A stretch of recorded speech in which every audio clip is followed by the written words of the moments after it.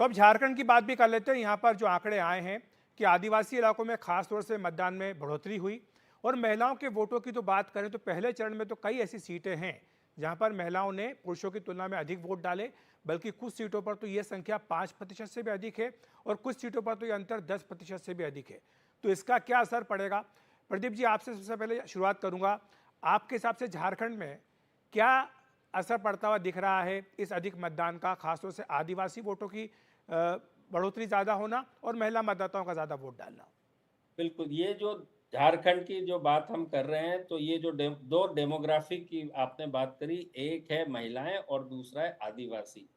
तो ये दोनों के दोनों हमारे पोल में, जिसमें कि हम झारखंड में इंडिया की सरकार बनाते हुए दिखा रहे हैं और अच्छे खासे नंबरों से दिखा रहे हैं।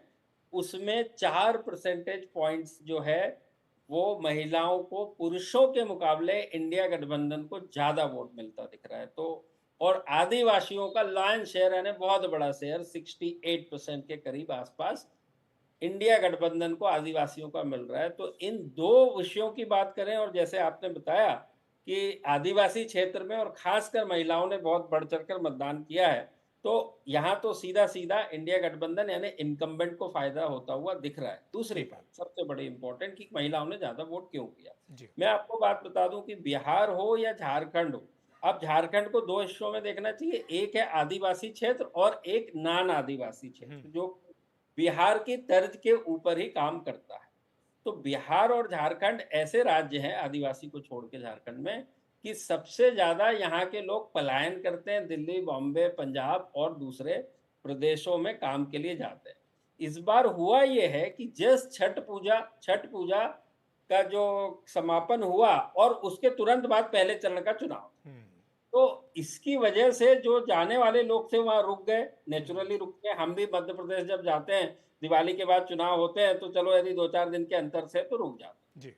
तो इसका एक बहुत बड़ा असर जो है छठ पूजा का बिहार में हुआ, क्योंकि सॉरी झारखंड में झारखंड में। हुआ। झारखंड ट्रेडिशनली नवंबर एंड और दिसंबर तक चुनाव होते थे। बट चूंकि इस बार इलेक्शन चुनाव आयोग की ये कंपल्सन था कि महाराष्ट्र को किसी भी तरह से 26 तारीख के पहले सरकार का गठन होना चाहिए, यानी इलेक्शन तो समापन होना चाहिए। तो इस बार पहले हो गए, और जनरली पिछले बार 5 चरण में चुनाव हुए थे, जो कि इस बार 2 में हो गए। ठीक है। इन सारी वजहों से जो है जी। झारखंड में भी अच्छा खासी बढ़ोतरी हुई। और जहाँ तक महिलाओं की बात करें, क्योंकि महिला सबसे बड़ी बेनिफिशियरी होती है, किसी भी सरकार की योजनाओं की लाभार्थी होती है, जी। तो महिला ये सुनिश्चित करती है कि भाई मुझे जहाँ से लाभ मिल रहा है, मैं सबसे पहले उसका अपना अपना क्या कहते हैं कि अपना अनुदान तो पहले जाके दे दूँ। ठीक है।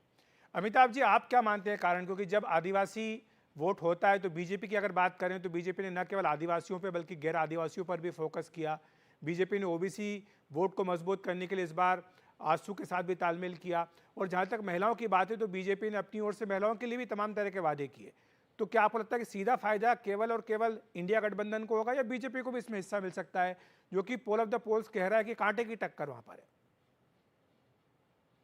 देखिए, जैसा प्रदीप जी ने कहा है कि टर्नआउट जो बढ़ा है उसमें महिलाओं की भागीदारी बढ़ चढ़ के 5% अधिक टर्नआउट उनका बढ़ा है, तो वो तो क्लियरली सीधा आप लिंक कर सकते हैं मैया सम्मान योजना से। मैया सम्मान योजना की वजह से महिलाओं में मतदान बढ़ा है, और हम ये भी देख रहे हैं कि ट्राइबल एरियाज में भी मतदान बढ़ा है, क्योंकि कहीं ना कहीं ये चुनाव एक insider versus outsider, tribal versus non tribal और ट्राइबल अस्मिता का भी है, क्योंकि हेमंत सोरेन कहीं ना कहीं एक ट्राइबल के सबसे बड़े लीडर के रूप में उभरे हैं।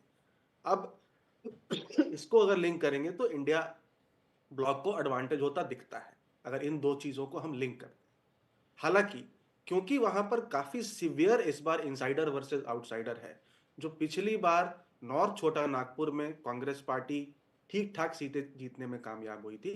भाजपा सिर्फ कोल्हान और संथाल परगना में नहीं हारी थी, छोटा नागपुर में भी डिवीजन ऑफ सीट्स ऑलमोस्ट बराबर था। तो नॉर्थ छोटा नागपुर जो आउटसाइडर्स का एरिया है, जहां एक भी ट्राइबल सीट नहीं है, वहां पर हो सकता है कि कांग्रेस पार्टी एक कमजोर कड़ी के रूप में उभर कर आए, जिसका फायदा भाजपा को हो सकता है। वही एक चांस है सिर्फ, जहां पर कि भाजपा को जो जो एग्जिट पोल्स दिखा रहे हैं कि भाजपा जीत रही है, एनडीए जीत रही है, उसी एक कारण से ज्यादातर जीत जीत सकती है। अदरवाइज टर्नआउट का ट्रेंड और आदिवासी इलाकों का जो ट्रेंड है वो इंडिया ब्लॉक की तरफ झुकाव दिखाता है। तो प्रदीप जी, क्या यही कारण है जिसमें चलते आपकी ओर से भविष्यवाणी की गई कि यहाँ पर इंडिया गठबंधन को भारी बहुमत मिलेगा? क्योंकि बात तो बीजेपी भी कर रही थी, बीजेपी ने जो मुद्दा चला आउटसाइडर बनाम इनसाइडर का, घुसपैठ का मुद्दा, क्या आपको लगता है कि वो क्लिक नहीं किया ज़मीन पर? ये भी एक कारण है जिसके चलते इंडिया गठबंधन वापसी कर सकता है? अखिलेश जी, मैं आपको और आपके दर्शकों को हमेशा ये बताना चाहूँगा कि मुद्दे हर काम करते हैं, लेकिन कितना काम करते हैं ये एक बहुत बड़ा सवाल है, और उसका सीधा सीधा और बड़ा सिंपल आंसर है, जो मुद्दा जितने ज़्यादा लोगों के जीवन को छूता है, उस मुद्दे का असर उतना ज़्यादा होता है। पिछले 2 साल में टाइगर जयराम महतो टाइगर जयराम महतो का उदय हुआ, और उसने लोकसभा के चुनाव में, ये मानिए आप, लोकसभा के चुनाव में जो फर्स्ट टाइम आके 4% वोट लेना, 4 परसेंटेज वोट लेना बहुत बड़ी बात है। जी। और खुद ने जब चुनाव लड़ा तो उसको 3.5 लाख वोट मिले।